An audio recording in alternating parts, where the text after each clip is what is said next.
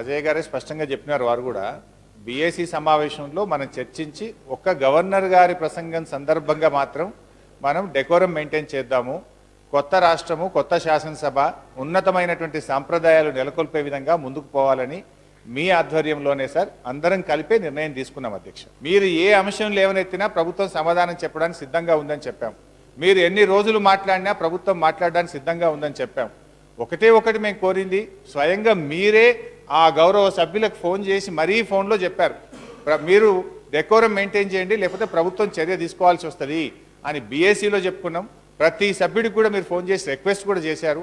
అయినా కూడా మీ పైన కూడా గౌరవాన్ని ఉంచక ఆ చైర్ను కూడా అగౌరవపరిచే విధంగా వారు చేయడం వల్లనే మనం ఆ చర్య తీసుకున్నాం తప్ప వేరే ఉద్దేశం లేదు అధ్యక్ష. అయితే గతంలో జరిగింది అని కూడా గౌరవ సభ్యులు అంటా ఉన్నారు. నేను అనేది, గతంలో జరిగితే ఇప్పుడు మనం మంచి సాంప్రదాయం చేసుకుందాం, మన రాష్ట్రం చేసుకుందాం అన్నాం. అప్పుడు ఉండే పరిస్థితులు మీ అందరికీ తెలుసు అధ్యక్ష. అప్పుడు మన తెలంగాణ వాణి వినిపించడానికి అప్పుడు అవకాశం ఉండేది కాదు, కాబట్టి నిరసన చెప్పుండొచ్చు అధ్యక్ష. కానీ ఇప్పుడు ఈ సభలో ఎవరైనా ఏ అంశాన్నైనా ఎంతసేపు అయినా ఎప్పుడైనా మాట్లాడేటువంటి అవకాశం ఈ సభలో ఉంది. గతానికి ఇప్పటికి తేడా ఏంటంటే అప్పుడు తెలంగాణ పదమే ఈ సభలో నిషేధించబడ్డది. తెలంగాణ అంటే మాట్లాడనీయనేటువంటి పరిస్థితి, ఒక ప్రత్యేకమైనటువంటి పరిస్థితి గతంలో ఉండేది.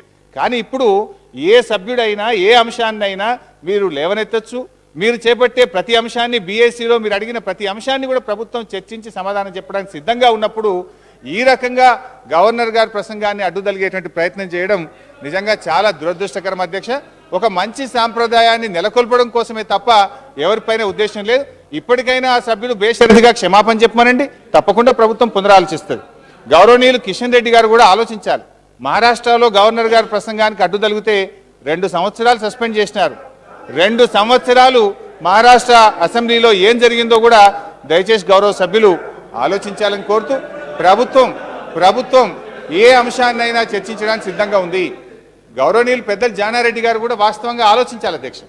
నిన్న మీరు సరే వాకౌట్ చేసినారు, వాస్తవానికి కూడా మీరు ప్రధాన ప్రతిపక్షం, కానీ అసలు వాకౌట్ సందర్భంగా ఈరోజు మీరు మాట్లాడిన తర్వాత ప్రభుత్వ సమాధానం సజావుగా లేకపోతే వాకౌట్ చేయాలి, కానీ నిన్న ఒక రకంగా మీరు వాకౌట్ చేయడం కూడా గవర్నర్ గారిని అవమానపరిచిన కిందికే లెక్క. సరే, ఏది ఏమైనా అది మీ విజ్ఞత, మీరు పెద్దలు, మీకే వదిలేస్తున్నాం. ఇలా మాట్లాడుతున్నారు అధ్యక్ష. ఆంధ్రప్రదేశ్ శాసనసభలో రోజా గారిని ఎన్ని రోజులు సస్పెండ్ చేసిందండి? పక్క రాష్ట్రంలో ఇదే సభలో 1 సంవత్సరం పాటు సస్పెండ్ చేసినటువంటి పరిస్థితి లేదా అధ్యక్ష? సో ఏది అయినా ఒక ఉన్నత సాంప్రదాయాలు నెలకొల్పి సభ సజావుగా జరిగి ప్రజా సమస్యలు ప్రతి అంశం కూడా ప్రజల యొక్క సమస్యలకు చర్చలకు వేదికగా ఈ సభ ఉండాలని ప్రభుత్వం కోరుకుంటుంది.